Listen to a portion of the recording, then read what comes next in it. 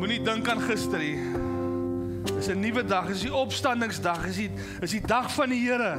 Die graf is leeg. Hy het opgestaan op die derde dag. Vandag is daai dag, vandag is die opstandingsdag, vandag is 'n dag wat die gees van die Here, wat die groot profeet binne in jou, die evangelis binne in jou, die herder wat binne in jou is, opstaan in jou in Jesus naam. Moenie dink aan die dinge van gister nie, moenie dink aan wat in die verlede gebeur het nie, moenie stil staan by die dinge van gister nie. Kyk na hom, hy maak 'n pad in die woestyn. Hy maak 'n pad in jou hart. 'n Nuwe ding wat hy wil doen vandag, 'n opstandingslewe wat hy vir jou wil gee, wat enige iets in jou lewe kan resurrect en krag gee, omdat hy heers, hy is koning, hy lewe, hy sit op die troon, hoog bo elke mag en elke gesag. Hy kan enige omstandighede verander in jou lewe met 'n oogwink. Moenie met jou eie gedagtes vasgevang wees nie. Ons moet draai ons oë na Christus toe, die begin en die volëinder van ons geloof. Hy sê the author and the perfecter of our faith, Jesus Christ. Here, ons lewe deur die geloof van U seun Jesus Christus, Here. En ons vertrou U vandag dat U gaan inkom en 'n magtige werk gaan doen in elkeen se harte wat U is. Ons prys U en ons loof U vir hierdie opstandingskrag wat U uitgeoefen het binne in ons, binne in elkeen wat hier sit, Here. En deur dit vloei 'n suksesvolle lewe, deur dit vloei 'n rigtinggedrewe lewe, deur die opstanding vloei genesing vir elke persoon wat hier sit vanoggend. Here, ons glo in die almagtige God, die skepper van die hemel en die aarde, en U seun as ons koning, Jesus Christus, Here. Wat 'n voorreg is dit nie, dat U ons kom resurrected, en ons kan glo nou nie. Dankie, Here, dankie vir hierdie weg, dankie vir hierdie lewe, en dankie vir hierdie waarheid, Here. Ons loof U en ons aanbid U in Jesus naam. Amen. Amen. Amen. Amen.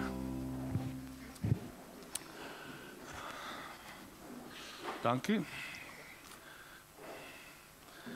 Julle wil aangaan, nee. Ek wou ook aangaan. Ons kan miskien net weer aangaan. Ons kyk wat die Here doen. Amen, maar voor ons vandag gaan begin, gaan ons eers 'n babietjie opdra aan die Here. Ons gaan hom toewy aan die Here, nie hom nie, haar, sy dogtertjie, Alaya. En ons gaan hande op haar lê en haar inseën, want die Here het vir ons daai voorreg gegee om dit te kan doen. Ons wonder altyd, maar waar is die Here? Wanneer kom hy? Wat gaan hy iets doen? Hy het vir my en vir jou hier gesit. Ons is die verteenwoordigers. Ons is gemaak in sy beeld. Wat ook al ons doen, doen ons namens die Here Jesus Christus. So Unger en Karen, julle kan maar vorentoe kom. Ons gee julle 'n hande klap.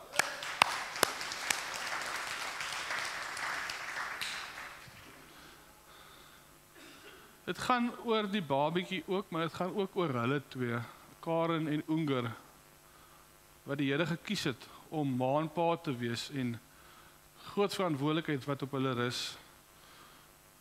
Ek weet nie of jy wat so groot is, die hande so groot is of sy wat so klein is. Maar ja. So as julle iets op julle hart het wat julle wil sê, kry solank jou hart reg, 1 of 2 mense, dan kan julle ook kom hande oplê op haar en vir haar bid. Die Bybel sê eers geloof en dan kom die doop. Dus hoekom ons nie klein babietjies doop nie, want ons lees nêrens van in die woord van die Here nie. Sy gaan eendag die besluit maak, geloofstap neem en dan gaan sy doop. Maar ons erken vandag, die ouers erken vandag, dat ons gaan hierdie kind opdra in die weë van die Here. Dat sy sal weet eendag wat se pad om te kies. Nie sal afdwaal van daai paadjie nie. In Markus, ek moet hierdie een stukkie lees wat die Bybel wel sê wat Jesus gedoen het. Markus 10 vers 13 sê hy, die mense het die kindertjies na Jesus toe gebring dat hy hulle moet aanraak. Sy disippels het met die mense daaroor geraas, maar toe Jesus dit sien, was hy verontwaardig en het hulle gesê, laat die kindertjies na my toe kom en moet hulle nie verhinder nie, want die koninkryk van God is juis vir mense soos hulle. Ons kom almal weer op 'n punt van wedergeboorte, van weer 'n fresh restart, selfs soos met haar nou. Dis die voorbeeld wat Jesus gebruik. Dit verseker ek julle, wie die koninkryk van God nie soos 'n kindjie ontvang nie, sal daar nooit ingaan nie. Vers 16, hy het sy arms om die kindertjies gesit en hulle die hande opgelê en hulle geseën. En dit is presies wat ons vandag hierso doen, en ek vat dit nogal taamlik ernstig op, want as ek lees in 2 Korintiërs 5 vers 20, sê Paulus daar, ons tree op as gesante van Christus Jesus. Dis asof God sy aanspraak maak deur ons.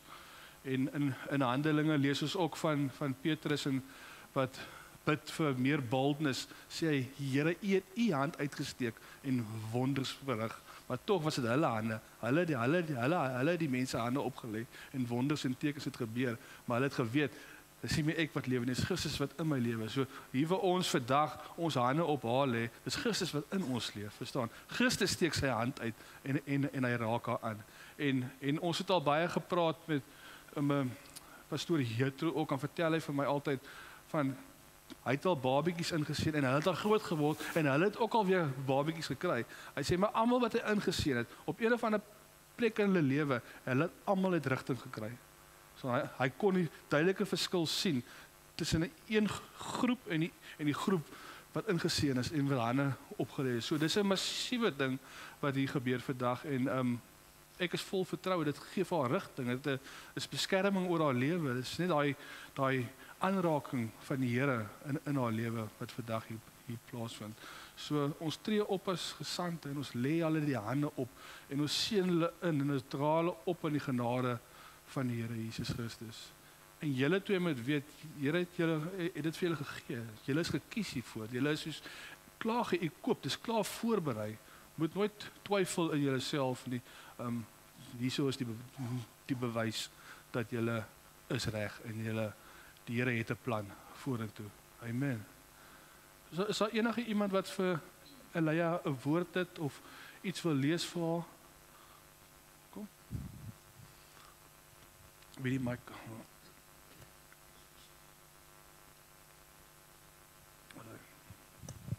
Elia, Deuteronomium 30 vers 14.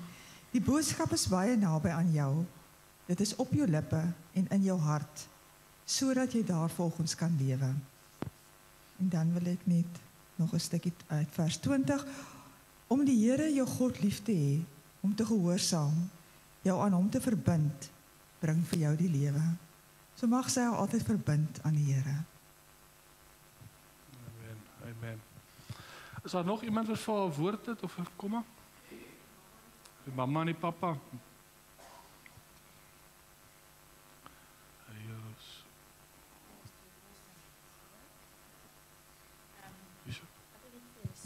In Spreuke 22 vers 6 staan daar: Train up a child in the way he should go. Even when he is old, he will not depart from it. En as ons dink aan training, dan is dit hierdie verskriklike intense ding waar jy hierdie army sergeant het wat vir jou sê wat om te doen, maar dit werk nie so met kinders grootmaak nie. Training vir kinders is net 'n mamma en 'n pappa wat hulle hele lewe vir die Here Jesus Christus gee. En daai kind, dit is wat ons the hidden curriculum noem. 'n Kind het nie nodig om enige iets te leer soos 'n sergeant dit sal leer nie. 'n Kind het net nodig om te sien hoe daar geleef moet word vir die Here Jesus. En dan doen hulle dit, want dis so hulle groot geword het. So dis wat ek vir julle toebid vanoggend, dat die Here julle sal help om elke dag die voorbeeld vir haar te wees wat sy nodig het. En dan sal alles goed gaan. Amen. Amen.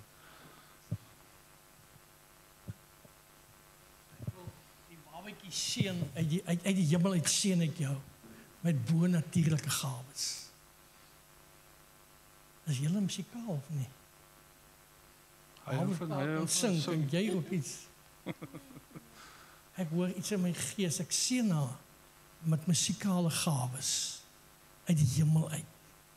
Seën jou met wysheid en insig bokant jou tydgenote. Die naam van die Here in jou en deur jou lewe verheerlik sal word. Ek seën jou met gesondheid in Jesus naam. Amen. Amen, dankie. Nog een.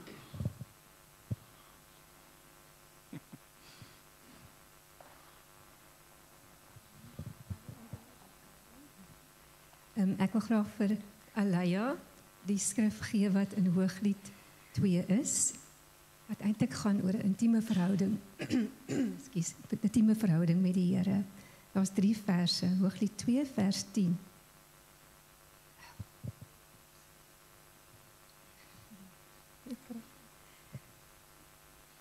My beminde begin toe en sê vir my, staan op my vriendin, my skone, kom dan tog. So ek voel die Here sê vir haar, kom, hy wag vir haar, om sy beminde te wees. Vers 12.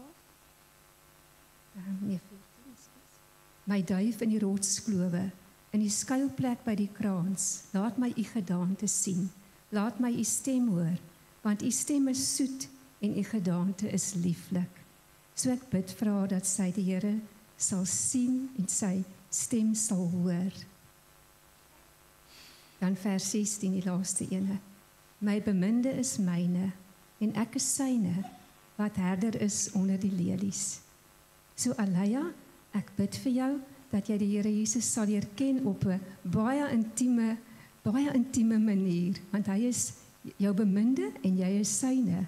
Jy is sy beminde ook. Weet dit altyd, soek hom met jou hele hart. Hoor sy stem, luister na sy stem. In Jesus se naam. Amen. Amen. Nog enetjie. Yes, is so cute. Ek het net 'n prentjie gesien terwyl pastoor nou van gebid het en nog iemand iets gesê het, maar net van hoe dan net soos hierdie fragrance uit daar uitkom, net soos 'n baie mooi geur. So ja, allei ons bid vir jou dat oral waar jy gaan, dat mense net die Here se teenwoordigheid sal ervaar, of jy nou iets sê of nie, dat sy regtig soos 'n vars, lekker soet geur vir mense sal wees, dat sy een van daai mense sal wees. Tannie Esther is vir my net so, en sy het net voor die tyd van gebid, maar wat net in 'n kamer instap en jy ervaar net die Here se teenwoordigheid. So ja, ons bid dit oor haar en sommer net met die musikale gawe dat sy regtig eerste net al die geskenkies wat God vir jou gee, dat jy dit eerste by hom sal gebruik en eerste by hom sal soek en in daai secret place sal wees en by jou beminde sal wees voordat jy al die gawes wat hy vir jou gee die wêreld invat in Jesus naam. Amen. Amen, dankie. Kan ek alvas hou? Is my seentjie is 'n sakkie sement teen die Here. Amen. Dankie Here Jesus. Kom. Dankie Here vir die voorreg Here om hande op te lê en te weet met u gees van u lewe binne in ons Here, dat is u wat haar lewe aanraak nou Here. Dis u wat haar lewe aanraak nou. Ek bring haar in die allerheiligste in voor u troon Here. En laat daai lewende water oor haar vloei en deur haar loop, Here. 'n Beskerming sal wees oor haar lewe. Dat geen besmetting van hierdie wêreld enige impak sal hê op haar gedagtes of op haar gesondheid of op haar menswees, die persoon wat u gemaak het, Here. Ek seën haar met al die hemelse gawes wat daar is, Here, in Christus Jesus. En mag die Gees van God kragtig in jou werk, Elia, en jou altyd sal stuur na Jesus Christus toe. Dankie Here vir haar lewe. Dankie dat u lewe maak. Dankie dat u 'n plan het met haar lewe en dat daar voorsiening sal wees vir altyd en vir ewig. In Jesus naam. Amen. Amen. As hy nou die hukkies. Ja. Weet jy? Amen. Dankie julle.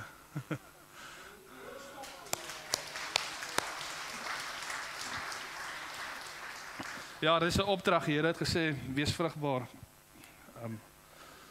Maak nog. Preek ek vir myself? Ek is nie bang nie. Ek is nie bang nie. Amen.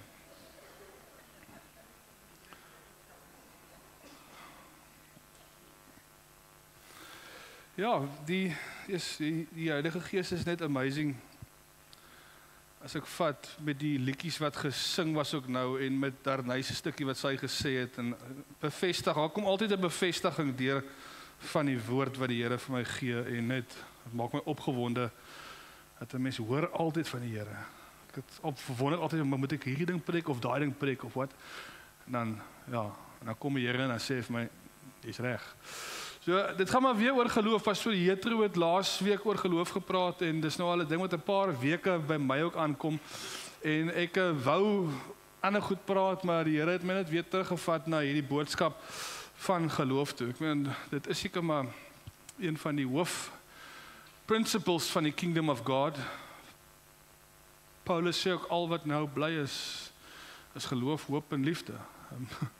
So daar is 'n groot geheimenis en boodskap in dit, in die geloof. Dit is die key waarin ons lewe. Dit is die, soos wat Jessica gepraat het hierdie week, dit is die currency van die kingdom of God. In die wêreld koop ons met geld, maar in die koninkryk van God betaal ons met geloof. Dit is die geldeenheid van die koninkryk van God. Maar laasweek se boodskap, ek weet nie vir wie van julle hier was nie, maar as jy nie gestig was nie, dan weet ek nie waar jy was nie. Dit was 'n absolute, vir my was dit so goed geweest. En die ding wat uitgestaan het vir my is, pastoor Jethro het gesê, hierdie mense het 'n lifestyle van geloof gehad. Ons het hierdie week gepraat ook al oor by die Bybelstudie, soos wat is jou lifestyle? Wat verteenwoordig, wat wys jou lifestyle vir die wêreld daar buite? Die Hebreërs 11 met al die geloofshelde, jy lees van almal daar, van Noag af, Moses, reg deur Abraham, so kan jy aangaan. Hulle het 'n lifestyle van geloof gehad. Hulle lewenstyl het bewys van geloof.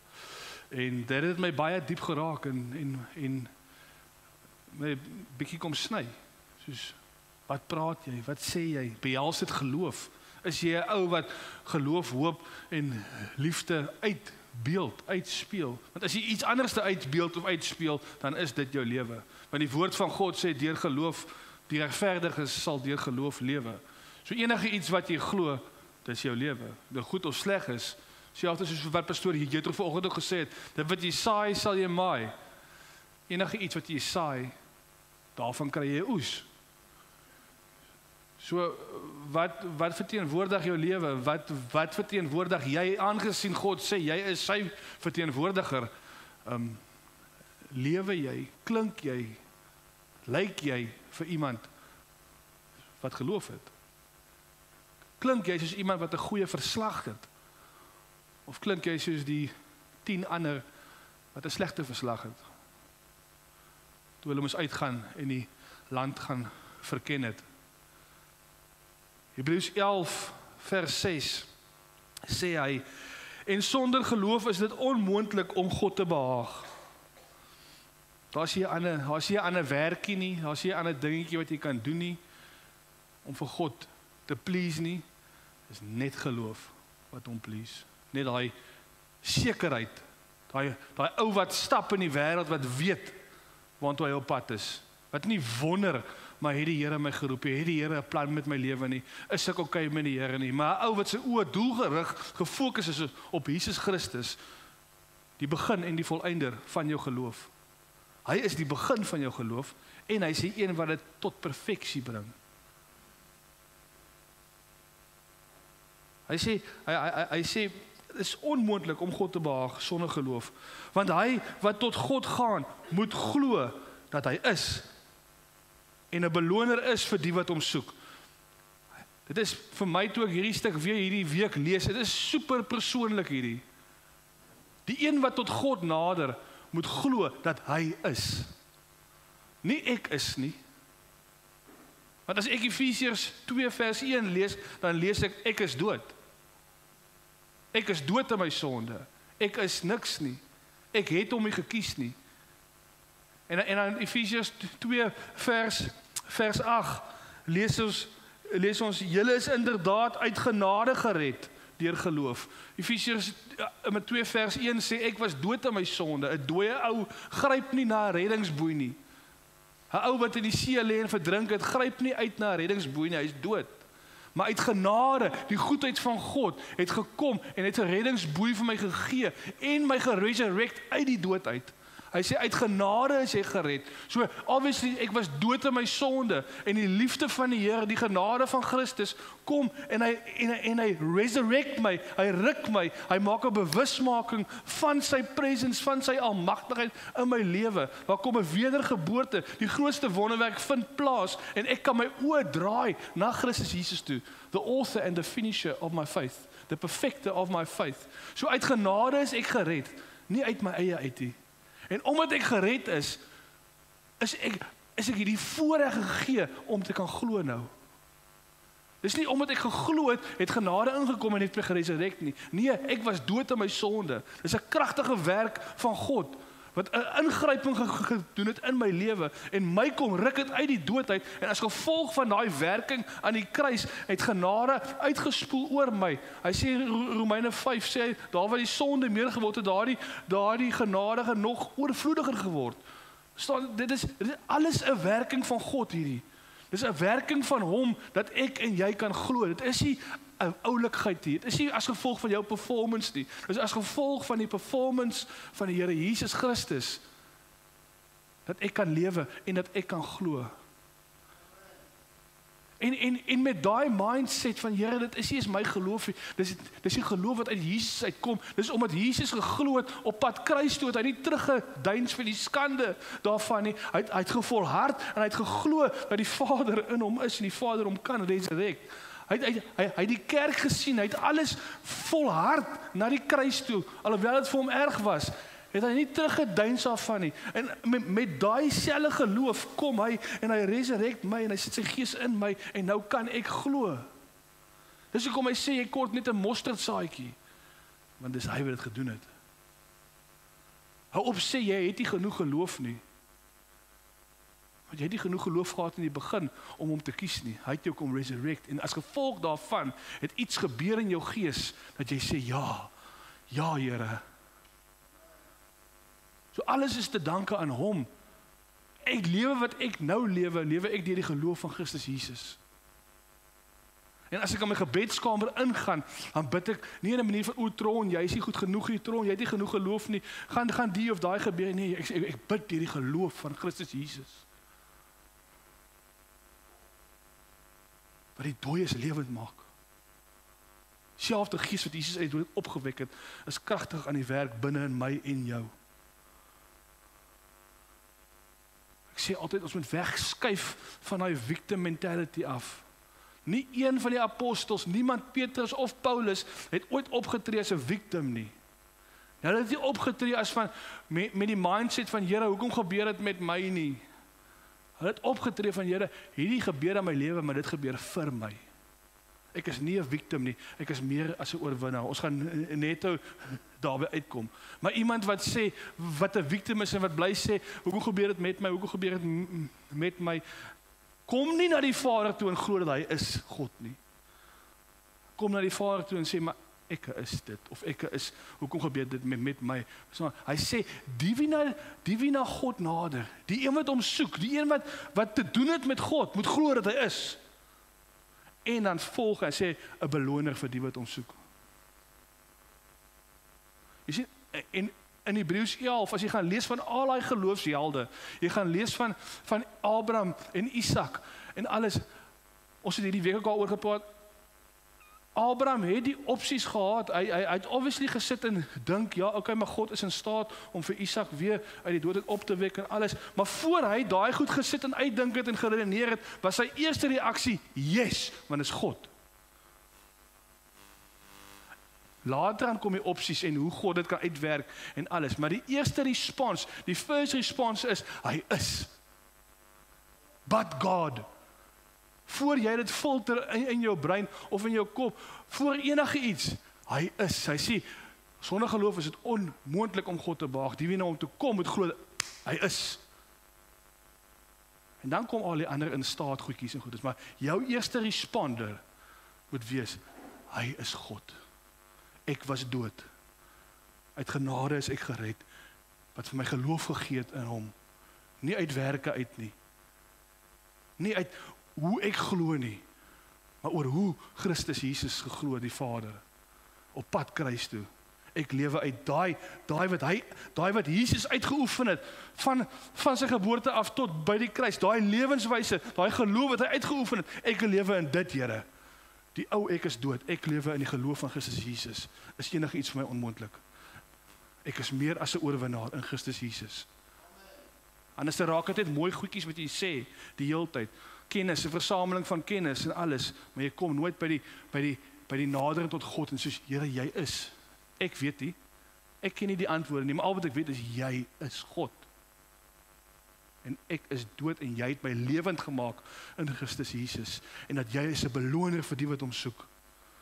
Matteus 6 vers 33 ook, soek eers die koninkryk van God en sy geregtigheid en al die goed sal gegee word. So jy sê ook, alles kom neer op dieselfde. Hy is 'n goeie God. Hy is vir jou. Maar die een wat na hom nader, die een wat na hom toe kom, moet glo dat hy is. Hy is God. Ek weet daar's dalk baie moeilikhede in jou lewe, of jy het 'n swak verslag gekry, of enige iets. Maar hy is God. Wie na hom toe kom, moet glo dat hy is. Nie wie jy is nie. Jy is supposed om dood te wees. Dit moet nie 'n issue wees nie. Die een wat twyfel, of die een wat dink hy is nie goed genoeg nie, jy is supposed, Romeine 6, om dood te wees onder die water. Saam met Christus is ek dood, en ek staan saam met hom op, in een nuwe mens. Saam met Christus Jesus. Gees sê vir my, kom oor jouself. Vers 10, kom ons gaan aan net daar Efesiërs, ons lees weer Efesiërs 2 vers 8, sê hy, julle is inderdaad uit genade gered deur geloof. Hierdie redding kom nie uit julle self nie, dit is 'n gawe van God. Dit kom nie deur julle eie verdienste nie, en daarop het niemand enige rede om te roem nie. Sit vir my vers 10 in die Amplified Classic op asseblief. As jy kan daar, Amplified Classic, vers 10. For we are God's, wat gaan nou aan? For we are God's own handiwork, His workmanship, recreated in Christ Jesus, born anew, that we may do those good works which God predestined, planned beforehand for us. Sê voorberei, vooraf. Voorberei vooraf, jou lewe in Christus. Daar's 'n wonderlike lewe wat vir jou lê in Christus, wat vooraf voorberei is. Hy sê, predestined, planned beforehand for us, taking paths which He prepared ahead of time, that we should walk in them, living the good life which He pre-arranged and made ready for us to live in. Uit genade is jy gered. Die wie na God nader met glo dat hy is en 'n beloner is vir die wat hom soek. Dis klaar voorberei. Dis klaar voorberei. Hierdie lewe, hierdie ding wat jy wil hê Christus Jesus moet doen in jou lewe, is klaar voorberei. Jy moet net na hom nader en hom vertrou. Soos wat Abraham vir God vertrou het met Isak en 'n lam voorsien het. Dis pre-arranged. Dis altyd vooraf voorberei. Hy sal jou nie as weeskinders los nie.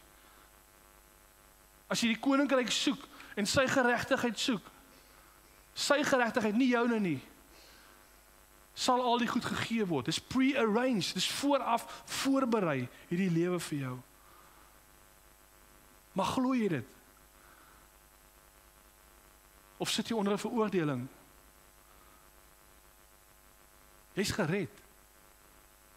Efesiërs 2 vers 1 sê, jy was dood in jou sondes. Dis hoekom hy sy seun gestuur het. Uit genade is jy gered deur geloof.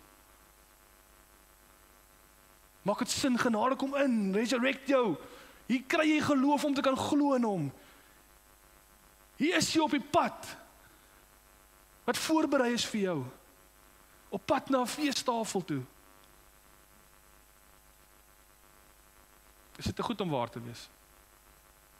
Of glo julle dit?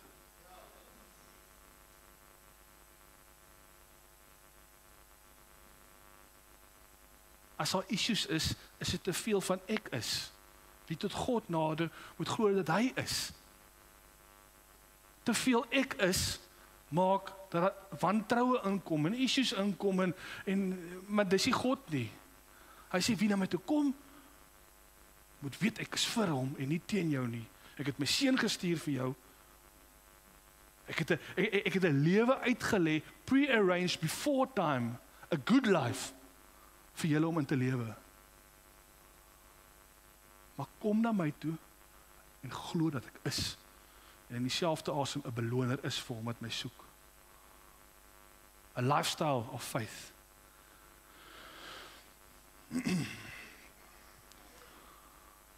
Die ouens is gewoonlik die ouens wat glo, wat die resies klaarmaak.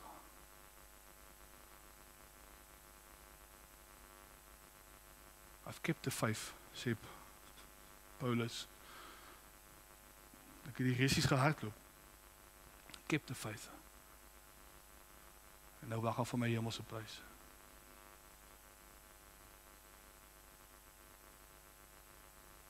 Keep the faith.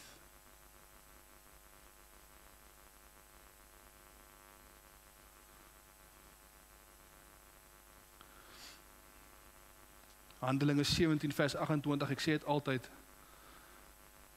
Kom ons lees hom vir 'n slag. Ek haal dit altyd aan my, ek wil hê julle moet self die woorde lees.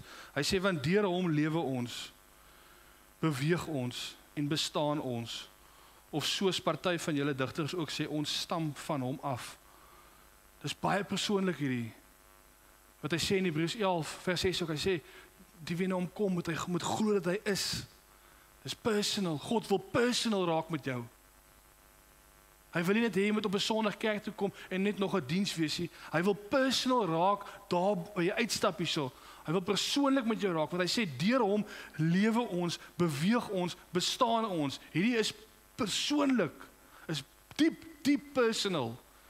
Het is nie net van genoeg dat jy na 'n kerk toe kom elke Sondag en 'n diens ontvang nie. Hierdie is personal, want jy wat tot hom nader, moet 'n vaste wete, 'n vertroue hê dat hy is. Want jy glo en jy weet dat deur hom beweeg ek, leef ek, bestaan ek. Buite dit is daar niks anders te nie. Dis 'n vaste wete. Dit is jou design.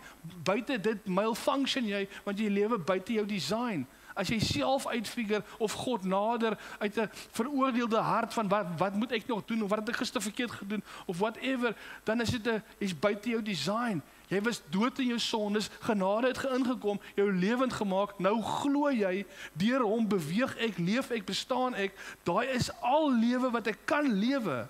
Werk en sukses en besigheid sal volg. Maar my nommer 1 prioriteit is 'n geloofslewe. Om na hom te nader sonder vraag en te sê, jy is. Ek weet, obviously, is jy God en sien jy my omstandighede. Ek hoef nie alles uit te blaker 24/7 nie, want dan glo ek jy is God. Jy weet wat in my lewe aangaan. Ek nader tot jou en ek weet dat jy is. En dat jy is 'n beloner vir die wat hom soek. Dis persoonlik. God wil vanoggend persoonlik raak met jou.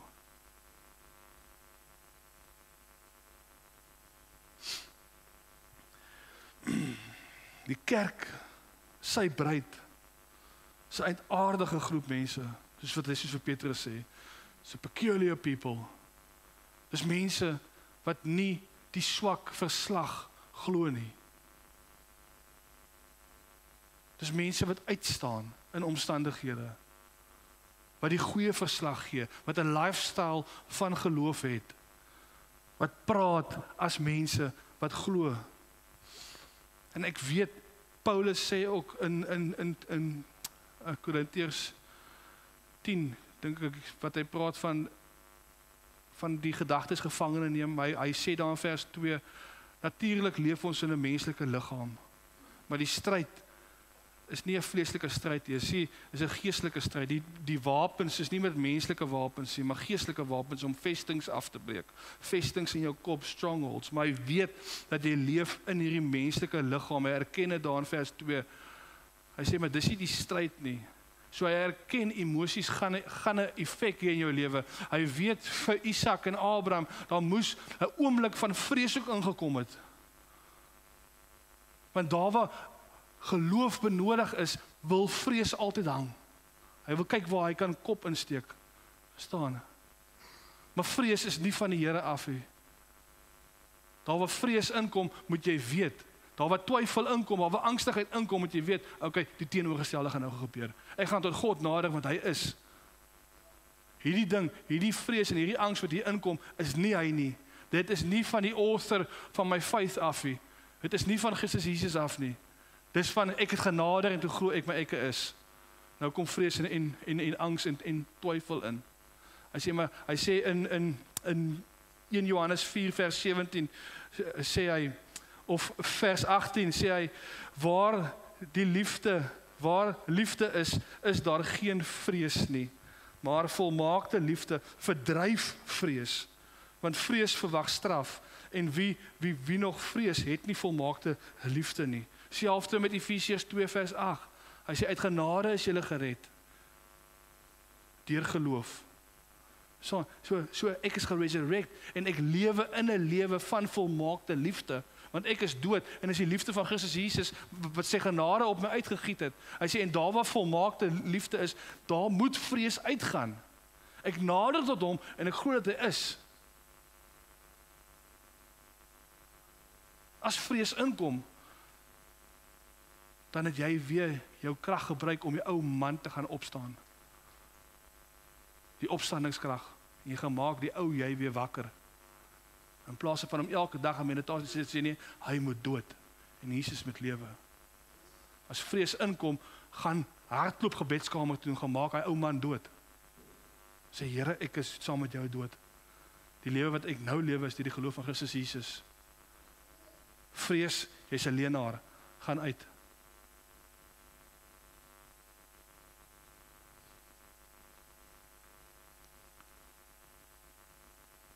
Hy is 'n beloner vir die wat hom soek. Nader tot my, sê Jakobus, nader tot God. En vrees sal van jou al wegvlug. As jy vrees, is dit 'n bewys dat daar's te veel van jou en nie van hom nie. Kom ons lees Numeri 13 vers 30. Ek is mal oor die storie van Joshua en Caleb.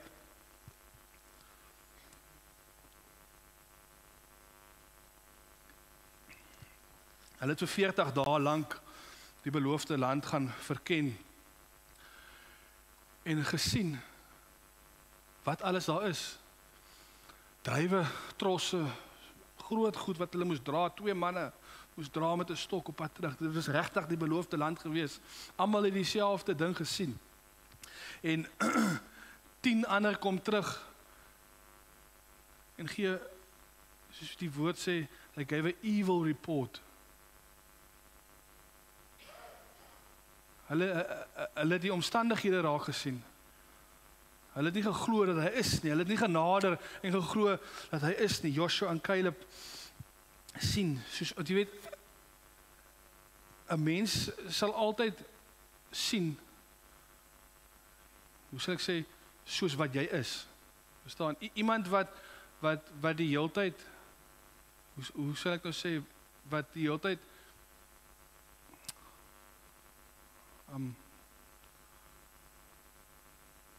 alles bevraagteken, nee? Hy sien almal ook so. Jy sien goed soos wat jy is. Verstaan jy wat ek sê? Soos, as ek 'n ou is wat die hele tyd moan en kla oor ander mense, dan sien ek die hele tyd iets om te moan oor kla in mense. En as jy iemand is wat 'n geloofsou is, sien jy iets anderste en jy praat dit die hele tyd. Jy soek dit die hele tyd in mense. Jy soek dit die hele tyd in situasies. En Joshua en Caleb was daai mense gewees. Hulle het geglo vir God, hulle het tot God genader dat hy is, en hulle het dit gespreek die hele tyd, hulle het gesien. Maar daar is altyd 'n groepie mense, soos die 10 ander wat terugkom en exaggerate.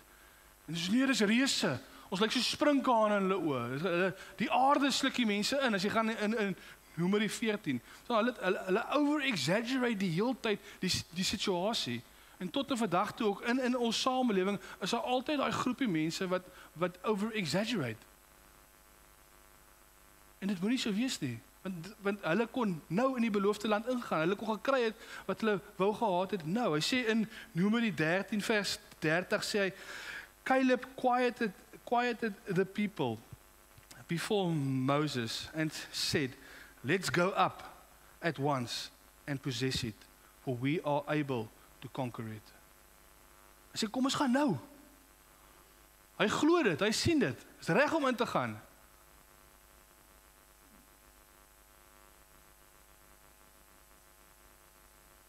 In die volgende vers sê, stop hulle om, die 10 ander stop sê, nee, ons kan nie.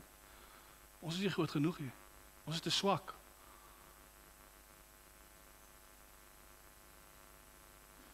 Wie tot God nader moet glo dat hy is.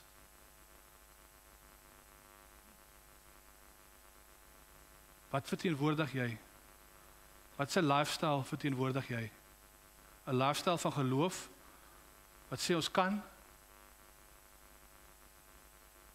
Of exaggerate jy ook eers 'n bietjie en sê nee man, petrolprys is te duur, ons land is in sy hel. Kyk al die moordsyfers, kyk al die goed, kyk al daai. Exaggerate jy saam met die res? Of glo jy? But God. Ek dink nou aan 'n ding van baie keer sal mense sê ja, maar waar's God? Dis nie vrede nie. Kyk hoe gaan dit in die wêreld. Dit is hier gaan niks aan nie. God is hier nie. En ek sien die ou se respons is hy sê glo jy daar's seep in die wêreld? Hy sê ja. Hy sê maar kom ons hou so baie vuil mense. Ek glo nie daar's seep nie want daar's nog so baie vuil mense. Selfs met die Here. Daar is vrede. Daar is 'n God wat nog antwoord. Jy gebruik dalk net nie die seep nie.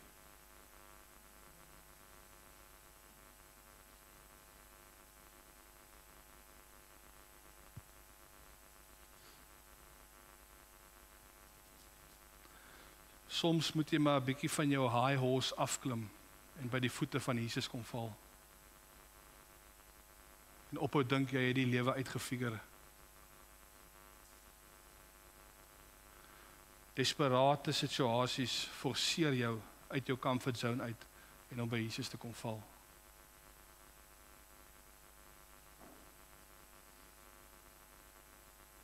Moenie wegstoot van 'n desperate situasie af nie. Moenie dink jou lewe moet konstant 24/7 free flowing, smooth sailing wees nie. Niemand groei in 'n comfort zone nie. Dis waar jy gemaklik is om ongemaklik te wees, waar groei plaasvind.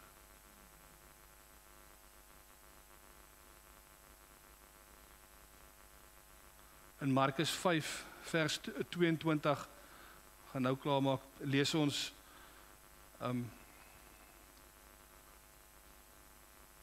Markus 5 vers 22.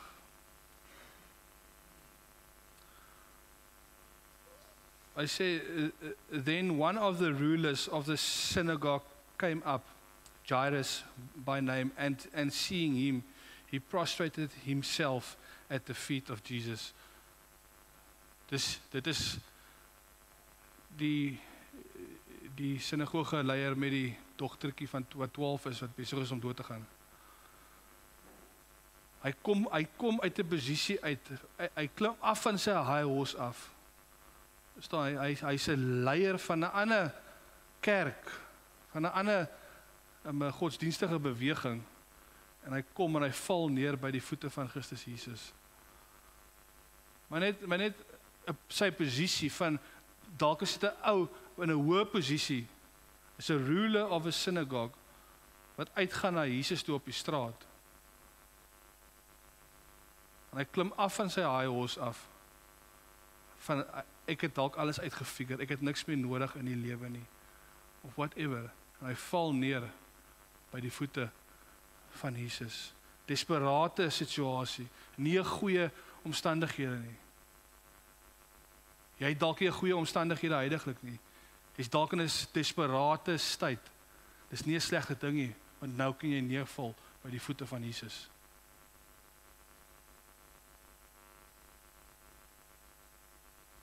Hy sê vers 35, gaan hy nou aan, en Jesus praat nog met die vrou wat vir 12 jaar aan bloedvloeiing gelei het, gaan hy aan, en hy sê, kom hy weer terug, stuur hy weer iemand, hy sê, while he was still speaking, there came some from the ruler's house, who said, Jairus, your daughter, to Jairus, your daughter has died, why bother and distress the teacher furthermore? Verstaan, die situasie het vererger. Baie keer in jou lewe ook, jy kry nou net 'n slegte nuus, slegte situasie, 'n slegte report. En die volgende oomblik vererger hy weer. En nog erger. En die Here se antwoord bly nog steeds dieselfde. Wie na God nader, moet glo dat hy is. Vers 36, hoor Jesus hulle, hy sê, overhearing, but ignoring what they said. Jy sien, die Here ignore iemand wat heeltyd die issues ophef, in plaas van na hom nader, en hy is. As 'n fyn verskil tussen moan by die Here en glo dat hy is. Hy sê overhearing but ignoring what they said. Jesus said to the ruler of the synagogue, don't be seized with alarm and struck with fear. Only keep on believing. Moenie geoortuig word deur die goed wat jy in jou kop so ophef en waar maak later aan, dat dit is wat jy glo nie. Want dit is hoekom Paulus konstant sê, neem elke gedagte gevangene om dit gehoorsaam te maak aan Jesus. Want as jy die leuen, die vrees wat inkom, gaan oordink die heeltyd, gaan dit 'n waarheid raak vir jou. En gaan jy nie glo dat hy is nie, want jy is so gefokus op die vrees, op die leuen wat inkom, die bad report, dat die bad report raak later aan jou waarheid. Dit is my lewe. Ek het maar kanker gekry, ek moet maar saam met dit lewe, ek moet maar deel met dit. Dis die waarheid, dis 'n leuen. Moet dit nie glo nie, weier om dit te glo vir een oomblik. Ek kan vir my ma vra, jy het geweier om dit te glo. Ek het geweier om dit te glo. Toe ek hoor sy het kanker. As hy gegaan het vir chemo, het ek elke dag in haar kamer ingegaan en haar bed gaan salf, my hande so onder die kombers ingedruk en gebid. Ek het geweier om dit te glo. Selfs met my broer ook, toe sy dogtertjie gebore is, toe sy te min suurstof gehad, klomp dooie kolle op die brein. Ek en my broer ry daai dag hospitaal toe, en hy moet 'n besluit maak, gaan hulle die masjiene afsit, die babatjie gaan nooit weer kan asemhaal op haar eie nie. Ek sê vir hom, ek weier om dit te glo, gaan ons vir mense glo, of gaan ons vir God glo? As jy ons gaan vir God glo, ek sê okay. Kom by die hospitaal, toe is daar stop, dis hulle op een of ander wonderbaarlike manier, het sy vanself begin asemhaal. Don't be overcome by the bad report. Of met vrees nie. Hy sê only keep believing. My broer se dogtertjie het nog steeds al die dooie kolle nog steeds op haar brein, maar haar brein het alles 'n paadjie gesoek, gebypass, en sy is vandag een van die slimste kinders in haar klas. Iemand wat hulle gesê het, nie gaan kan praat nie gaan kan hoor nie, of een of ander disability gaan hê. Nee. Wie na God nader moet glo dat hy is, en 'n beloner is vir die wat hom soek. Die vuurproef is nie so bad area nie. Jakobus en Petrus en Paulus, hulle het dit nie gesien as 'n slegte area nie, maar as 'n area waar jy moet rejoice in. En ons vandag verstaan nie, hoe kan 'n mens bly raak in 'n area waar ek getoets word? Hoe kan ek bly raak as ek in die vuur beland? Maar jy sien, soos wat Joshua en Caleb het gepraat, hoe hulle goed sien. Dieselfde soos wat Petrus, kom ons lees 1 Petrus 1 vers 6. 1 Petrus 1 vers 6, hy sê, you should be exceedingly glad on this account, though now for a little while you may be distressed by trials, sufferings, temptations. Vers 7, so that the genuineness of your faith may be tested. Your faith, which is infinitely more precious than the perishable gold, which is tested and purified in fire.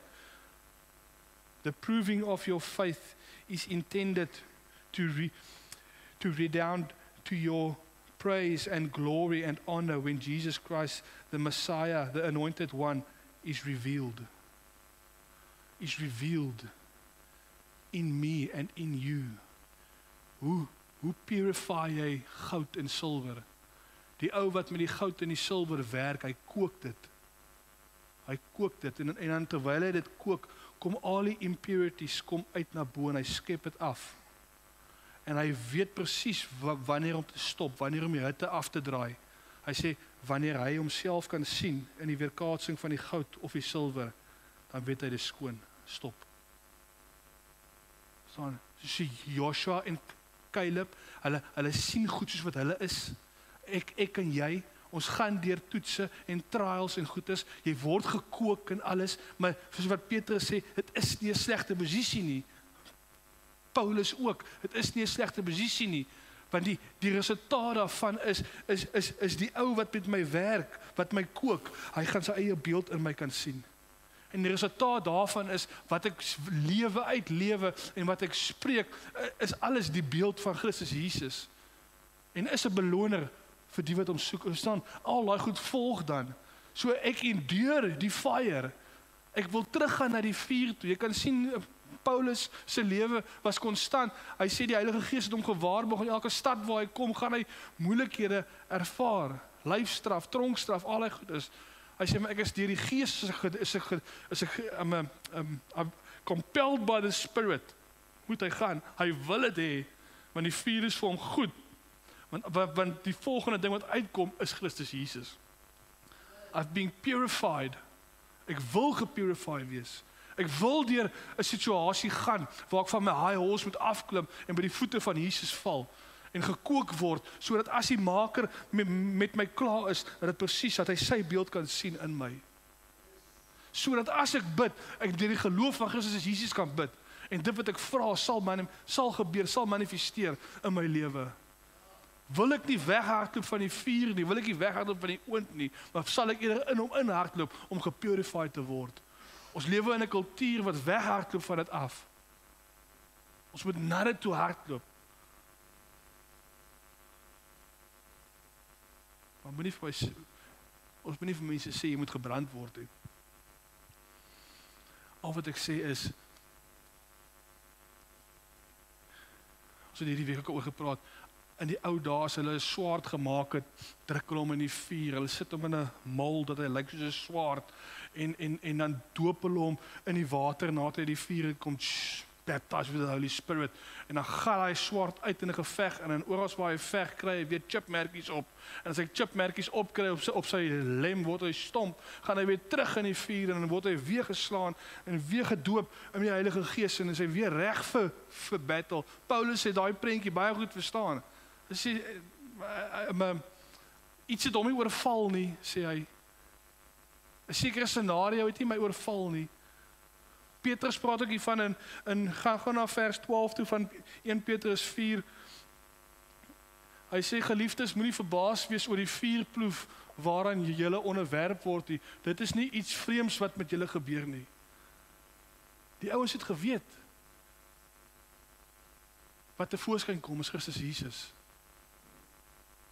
Hulle het nie 'n victim mentality gehad nie. Hulle het nie gesê dit gebeur met my nie. Wees bly oor die vuurproef waardeur jy moet gaan of whatever. Hulle het gesê hierdie goed wat julle klassifiseer as swaar kry, gebeur nie met my nie, dit gebeur vir my. Dis hoekom Paulus skryf vir Romeine, ag ek is meer as 'n oorwinnaar in Christus Jesus, want ek word gekook, ek word gepurify, sodat as die maker na my kyk, kom die beeld van Christus uit. Hierdie goed gebeur nie met my nie, moenie jammer voel vir my nie. Dit gebeur vir my, hy is vir my. Wie nie om te kom met glo dat hy is, en 'n beloner is vir die wat hom soek.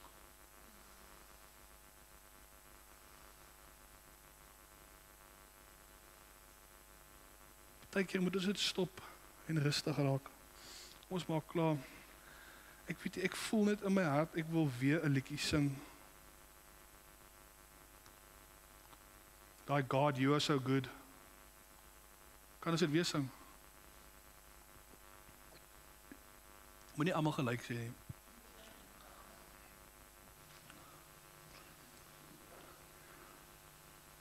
Want God is goed.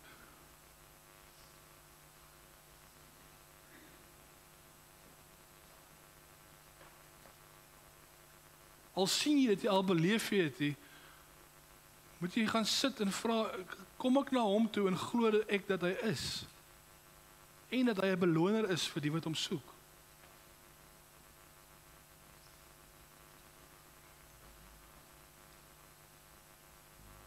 Jou redding is alles. Dit wat Jesus gedoen het aan daai kruis is alles. As ek kyk na my kinders en my vrou, my gesin, en die Here vra vir my, as ek dit nou alles wegvat, wat sal jy gee om dit terug te kry? Dan sal ek sê alles. Hy sê, okay, so wat het jy? Ek het alles. Ek is so gefokus, ons is so gefokus op wat ons nie het nie, dat ons vergeet, dat ons het alles. Die feit dat hy jou kom red het, uit die dood uit. Hy sê, ek was dood aan my sonde. Uit genade is jy gered deur geloof. Het ek alles. Het ek alles. Partykeer moet ons net stil staan en vir die Here sê, Here, ek is jammer. Ek klim af van my high horse en ek sê vir U dankie. Ek het alles. As altyd goed in die wêreld wat jy gaan kort kom, altyd. Maar jy het alles gekry. Al het jy nie kinders of 'n gesin nie, was altyd iets in jou lewe wat jy nie sal wil verloor nie. En as die Here vir jou vra, wat sal jy doen om dit terug te kry? En jy sê alles. So dan het jy alles. Ons perspektief moet dit weer skuif op wat ons reeds ontvang het. Hy sê Psalm 23, die Here is my herder, ek kom niks kort nie. Want ek het alles. My beker loop oor.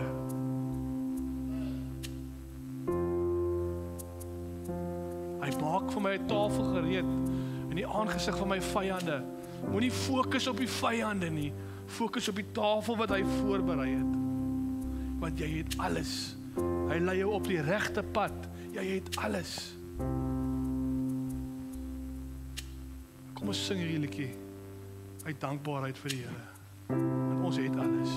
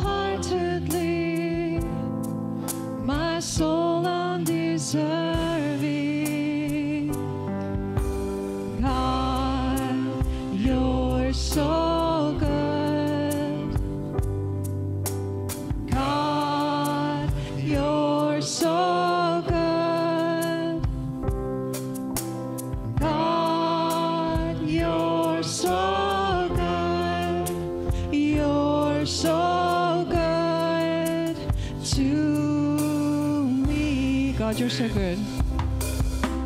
God, you're so good. God, you're so good. God, you're so good. You're so good to me. I am blessed, I am called, I am healed, I am whole, I am saved in Jesus' name. Highly favored, anointed, filled with your power for the glory of Jesus' name. I am blessed, I am called, I am healed, I am whole, I am saved in Jesus' name. Highly favored, anointed, filled with your power for the glory of Jesus' name. And should this life bring suffering, Lord, I will remember what Calvary has bought for me, both now and forever. Kom ons sing net die stemme.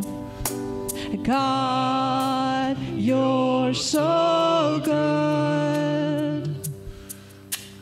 God, you're so good. God, you're so good. You're so good to me. God, you're so good. God, you're so good. God, you're so good. God, you're so good. You're so good to me. I am blessed, I am called, I am healed, I am whole, I am saved in Jesus' name. Highly favored, anointed, filled with your power for the glory of Jesus' name. God, you're so good. God, you're so good. God, you're so good. You're so good to me. Here, ons kom vanoggend voor U en ons wil net vir U dankie sê, Here. In 'n hart vol dankbaarheid kan daar nie angstigheid in wees, Here. Here, ons draai ons fokus vanoggend weer na Jesus Christus toe. Here, U is die begin en die volëinder van ons geloof, Here. U is die koning. Ons draai ons fokus terug na U toe, Here. Ons het alles.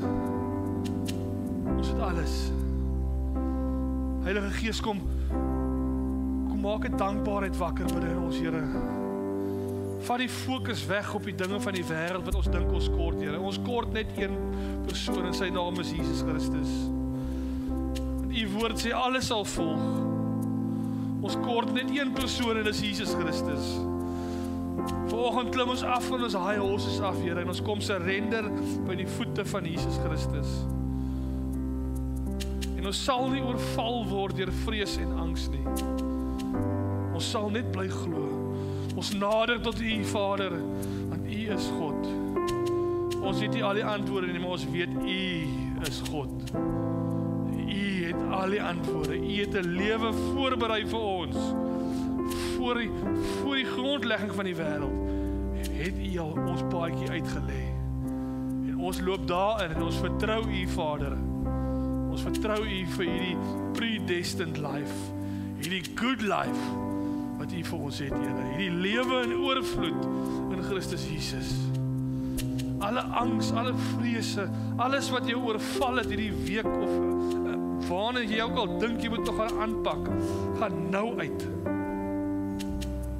But God, die almagtige God, is in staat om meer te doen wat jy kan dink of bid. En hy sal uitvoer in jou lewe. Dit wat Jesus begin het, sal hy tot stand bring. Jy moet net glo. Only keep believing, keep the faith. Keep the faith. Keep the faith. Keep the faith.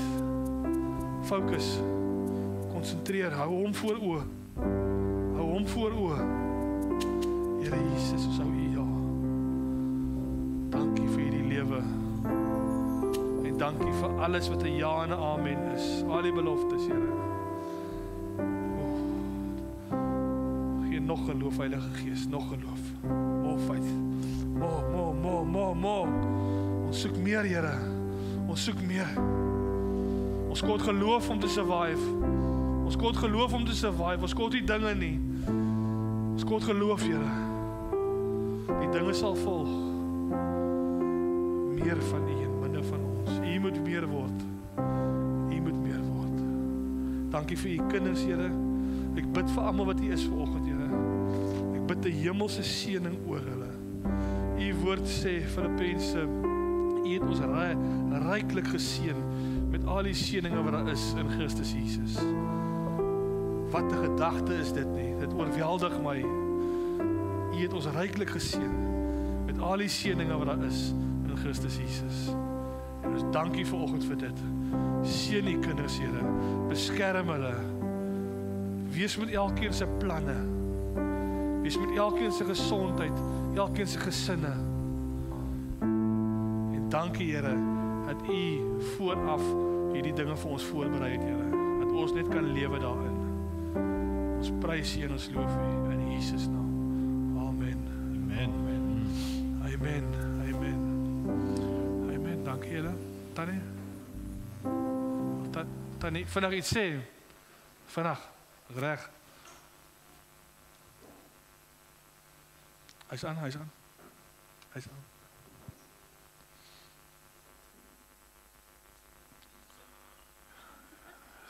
Gooi. Julle kan maar sit gou. Ek wil net iets getuig. Die is van julle wat weet wat ek wil sê. Maar ek voel net dit sluit so aan by Tron se boodskap vanoggend van hoe goed die Here vir ons is. En ons moet net geloof hê. Ek wil net vertel van my kleindogter, sy is in Gauteng. Sy bly by haar pa. En haar baas roep haar toe in verlede week, nee, in die week, ja, wat verby is. En hy vra vir haar, hoekom kan sy haar nie aan die hande kry nie, as sy haar bel op haar werksfoon nie. Toe sê sy, haar foon is pap. Toe sê die baas, maar nou, hoekom laai jy nie die foon nie? Toe sê sy, want hulle is al vir maande en maande sonder krag. Hulle betaal dit net nie. Hulle het nie die geld om dit te doen nie. En so, haar baas sê vir haar toe, wat is die probleem? En toe begin sy nou te vertel. En want sy is 'n baie privaat kind. Sy hou dinge vir haarself. En toe sê haar baas vir haar, nou okay, en daar's probleme ook by haar pa se huis. Toe sê die baas vir haar, sy moet daar uitkom, sy moet op haar eie gaan. En toe sê sy, maar jy weet, sy kan dit nie bekostig nie, so sy moet maar bly waar sy is. Toe sê haar baas vir haar, nou okay, maak 'n lys van alles wat jy skuld en al daai tipe, want sy skuld lekker baie geld, want sy het vir die huis gesorg ook, en hy het sê 'n Woolies kaart, dan gaan koop sy maar kos en goed by Woolworths, en betaal sy en so die skuld opgehoop. toe sê sy vir haar en sy moet wegkom daar. Sy moet kyk na plekke waar sy graag sou wil gaan bly. En elk geval en toe doen sy dit en haar baas sê vir haar, maak 'n lys van al jou skuld en goed, want sy wil nou sien. Toe doen sy dit en sy gee die lys en goed vir haar baas en haar baas kyk daarna en wanneer was dit? Was in verlede week, donderdag dink ek. Toe het haar baas gegaan en sy het al haar skuld vir haar gaan betaal. Alles, al daai geld wat sy skuld, sy vir haar gaan betaal. En Benita het 'n plekkie gesien wat sy vreeslik graag van gehou het. Haar baas het vir haar daardie plek vir haar bespreek, gehuur, uit haar sak uit, vir 'n hele jaar, vir haar huur betaal vir elke maand. En sy het vir haar gesê, sy gee vir haar nog R1000 verhoging. En sy het vir haar, want die kind het niks nie, sy het net 'n bed, dis al wat sy het. En sy gee vir haar, sy sê vir haar, sy moenie bekommerd wees oor 'n yskas of so nie, sy het 'n yskas vir haar. En gisteroggend, toe kry ek weer 'n boodskap van haar af. En sy sê vir my, ouma, sy sê, dit is mind-boggling, sy sê, dis crazy dat die Here is so goed vir haar, so goed vir haar. Sy sê, haar baas het vir haar nog 'n lys gestuur en vir haar gesê, al hierdie goed wat jy nodig het, 'n sitkamerstel, 'n wasmasjien, 'n mikrogolf, alles tot messe en virke en bekers en koppies en borde en alles wat jy nodig het ek vir jou en ek gaan dit vir jou gee. Ek gee dit vir jou. So hoe wys dit vir ons nou net hoe goed is God vir ons? Want ons het so gebid vir die kind dat sy rigting moet kry, uit daai plek uitkom. En die Here het nie dadelik geantwoord nie. Hy het geweet wanneer is dit die regte tyd en dit was nou. Hy het al daai dinge vir haar gegee. So hoe wonderlik en hoe goed is ons God nie. Ons moet nooit moed verloor nie. Ons moet net bly hoop en op hom vertrou en in hom glo en hy sal voorsien. Amen. Dankie Tannie. Amen. Dankie julle. Julle moet julle Sondag verder geniet. Julle is geseënd. Arrason.